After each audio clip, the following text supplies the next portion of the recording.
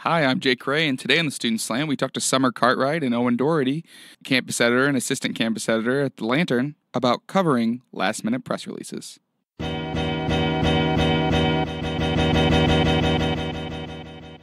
So it was around 4 p.m. on a Thursday after a long week of really good coverage and a lot of effort that the campus desk and all the desks put in to our work. And I get a call from Kevin because I missed my call from Chris Davey, an Ohio State spokesman. And originally I thought it was going to be about the Sexual Civility and Empowerment Office because I was working on that story as well. And it turns out that there was something else going on. A prominent cancer researcher had many of his journal articles withdrawn throughout his career. And Ohio State decided that they were going to push him out and suggest that he resign. He resigned in September. So that Thursday night, 6 months later, we get 82 pages of documents regarding the review and investigation of this man. And we're told that we have until 3 p.m. to lift the embargo of this story. I'm Summer Cartwright. I'm the campus editor. I'm Owen Daugherty. I'm the assistant campus editor. I'm Zach Varda. And I'm Jake Ray, and this is the Student Slant. I guess, what is the stress level when something gets dumped on you like that? Have you gone through it before? And, what's your initial reaction? And I guess just how do you process it and where do you start? Yes, this has happened before. My initial reaction was, okay, do we have time to do the best that we can? Do we have time to search through these pages? Because I had an obligation that night, as did Kevin and Jacob, who are also part of staff, and Owen was working on a few other things as well. So it was basically not working on Thursday night, but also more so on Friday morning. So my game plan was, I called Owen right away and I said, I'm not going to be able to take on this call that's on background with the Ohio State communications team tomorrow at 11:30. Can you do it? And he obviously said yes, which I'm grateful for because he's delved a lot deeper into the research and kind of like all those things that go on to it, such as funding and, people getting their research withdrawn. So he was ready to go on that one. And I just decided, I'm obviously going to wake up early the next day and start looking at these things. So Friday morning comes along. Owen and I get on the doc, and we kind of just do a Google Doc of each page and things that we saw that stuck out to us on each page. So it would be things that he falsified or different things that the team of investigators found that proved that he falsified the data and no one else did.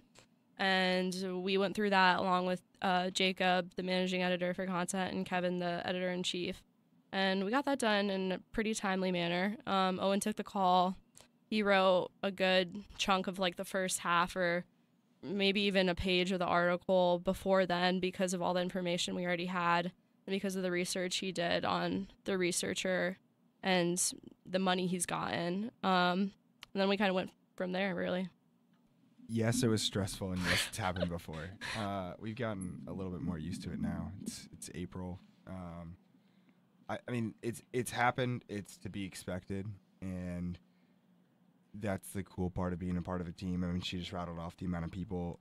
It's not a one-man job. It just isn't really possible when you get something in an 18-hour turnaround.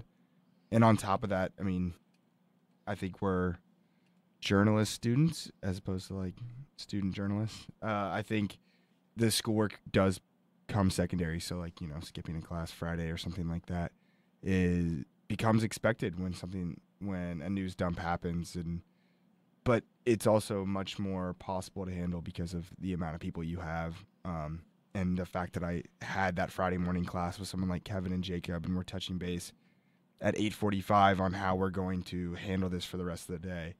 And, if you put the time and the work in, whether it be the night before or the night of, news dumps like that, you can definitely handle them.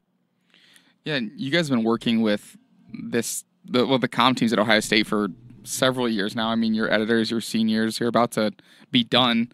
And throughout all that time, they still kind of pull something like this on you guys, like trying to get something out there they know is going to be bad news that they just kind of drop last second? Well, I don't think they would use the term pull something or drop. I did have some communications with spokesman during actually after the embargo lifted about the timing, and he said it was essentially the exact time that they finished getting all the materials together, getting all the names redacted, and getting the personnel who talked to us on background to be available for that. And that just so happened to be the Friday afternoon before Easter Sunday when many people are going home.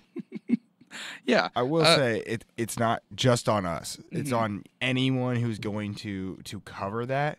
And it's really interesting because this has definitely dwindled in the last year or two. Like, it used to be like almost you'd expect 3 or 4 outlets on any background call or embargo or like who's going to be prepared for that news release, and it was 2, and it was just us and the Columbus Dispatch, probably because of A, scheduling, and B, there's a lot of people that react to Ohio State news but aren't the ones reporting Ohio State news. So this reverberated, and if you Google that exact thing on Monday, 10 science publications wrote about it, but they're not the ones reporting on it, and that's different. And I think OSU knows that, right? And so they're like, how are we going to present that to the people that are present, and then allow it to go from there?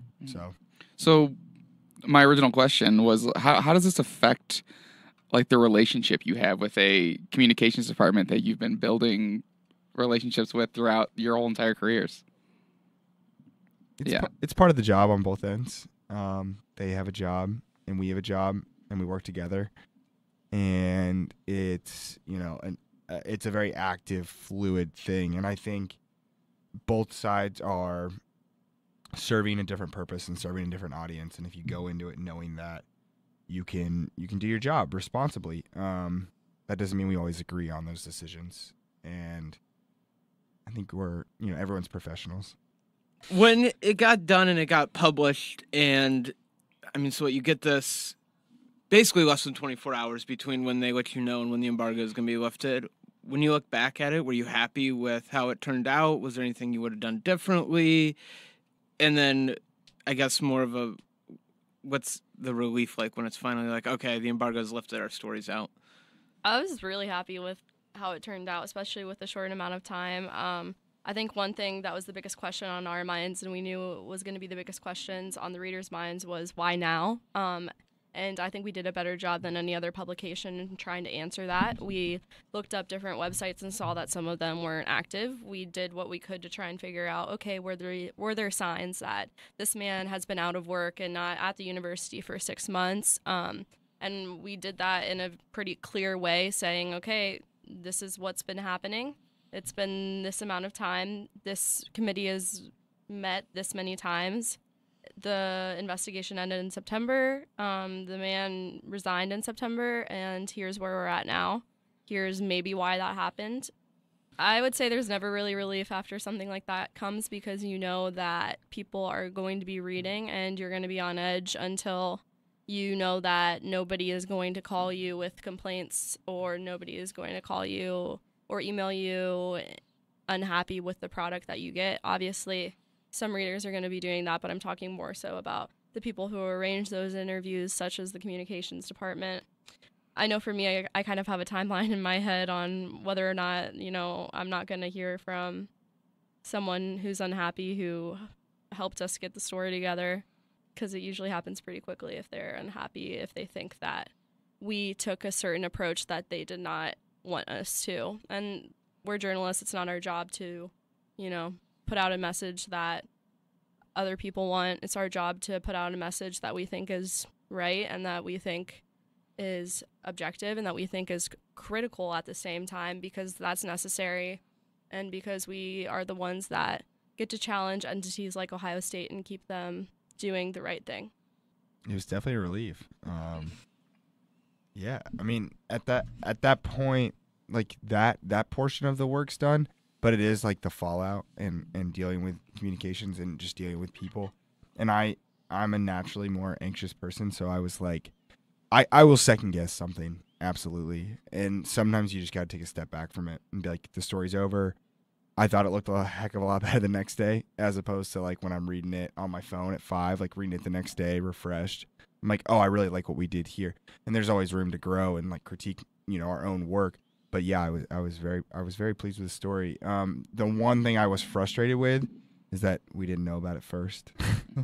But I tell myself that even if we would have known about it and put in a public records request, it wouldn't have been fulfilled. Mm-hmm. It was going to get handled this way no matter what. Mm-hmm. So with something so last second like this, how does it compare to like a breaking news situation where you kind of have to be on your toes and be ready to write something and have something out there? Obviously, you don't have to like do quick updates like a breaking news situation, but you have to get your information in order really quickly to have it out within a 24-hour period. I think both situations really rely on communication between a bunch of people. So within within a minute of Kevin calling me, I called Chris, and then I called Owen. So that was 4 people total talking to each other about this one thing. And part of it is, okay, what's the next step? What are we going to do? Owen and I have been lucky because we've been able to look at different documents ahead of time. If this was the first time we've ever been looking through an investigative report, that would have been absolutely awful and horrifying. But it just, it's everyone coming together and working together and doing what they can to help each other out, really. Yeah, that's a good point. Even with the news dump, it's like what's the foundation that you've built? Summer wrote 2 weeks ago about the research misconduct committee they're developing. I wrote about Carlo Croce, who the New York Times broke last year. There was 2 follow-ups to that this year. I've written about the research culture and everything going on revolving around research at Ohio State, and so we'd built up that a little bit. Same with breaking news. Like if breaking news happens and you have no idea what it's about, doesn't make you any more prepared. Mm-hmm. So I'm trying to think of examples of breaking news that you'd be more or less prepared to cover. Like I wouldn't be able to cover a Wall Street crash, like breaking news on stocks. I don't know enough about it, right? But I can cover breaking news on Ohio State's campus or, breaking news at a building or something like that. So it's just about where you've done your homework and your reading. Yeah, and I think we're lucky too because I think Owen and I have different strengths. Like he's much better at putting in words that are kind of get the tone across or, make it a little bit more interesting. And then I don't really know what mine is, but we're different writers is what I'm trying to say. And that helps because of the different content that we write and because we know when to divide things up, what sections we're going to divide up. And I know, okay, his lead's going to be much better than mine's ever going to be. So he damn well is going to write that and I'll fill out the stuff that needs to be filled out throughout, But you're right. Like being able to, having looked at stuff beforehand and like reviewed investigative documents, which you've done, and knowing, hey, we need to add this context. We need to circle back with these people in communications or, things we've written in the past. Like that's really important. And that can get lost when it's one person or 2 people. It's a team effort and it's knowing your strengths and weaknesses. And it's having done that before. Like it would be awesome, before a breaking news situation like that happens, not breaking news release situation like that happens. Like if you've looked at an investigative document or a police report before breaking news, something like that. Those are super beneficial. Mm-hmm.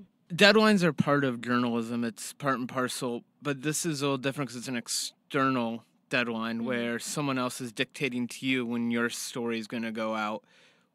What's that like kind of difference where it's not a 5 o'clock, this is when print is, and then we need to have our stories for print by this. It's another institution telling you this is when the news is going to go out. Like, you're either going to be there and be one of the first ones or you're not.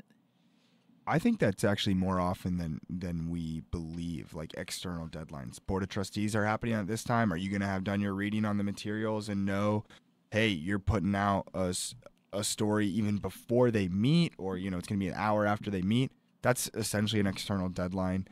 And I think that's what you have to be able to like do, roll with the punches and be ready.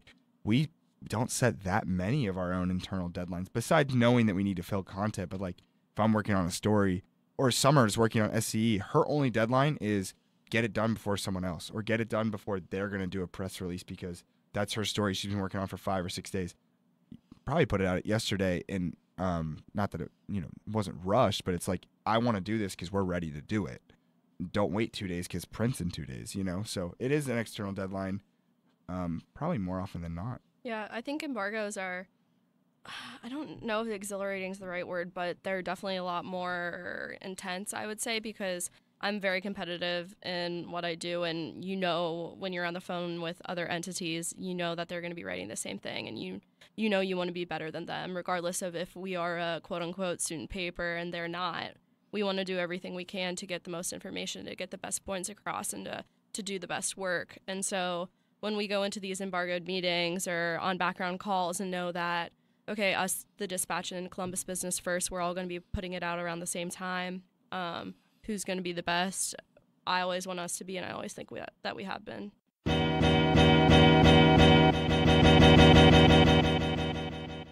That was a great discussion. Join us next week on the Student Slant for more student perspective.